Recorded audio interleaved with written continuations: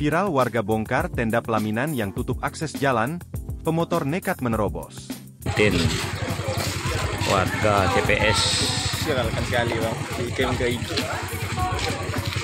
nggak mau pentasnya dibongkar. Viral panggung pernikahan tutup akses Jalan Pelabuhan Rakyat Kalimantan Bartat pada Minggu, 7 Juli 2024, pagi. Penutupan jalan ini menyebabkan kemacetan dan kesulitan bagi warga yang ingin beraktivitas. Beberapa warga bahkan harus mencari jalan alternatif untuk menghindari kemacetan. Warga memprotes penutupan jalan ini karena tidak adanya pemberitahuan sebelumnya dari pihak terkait. Hal ini menyebabkan mereka tidak bisa mempersiapkan diri dan terjebak dalam kemacetan. Hal itu tentu menimbulkan emosi para warga. Tak sedikit yang mengajukan protes untuk membuka jalan. Dalam video yang diunggah akun Memo Medsos, tampak ada motor warga yang awalnya bersusah payah menerobos lokasi untuk bisa melintas. Selanjutnya, sejumlah warga tampak bertemu dengan keluarga yang memiliki acara.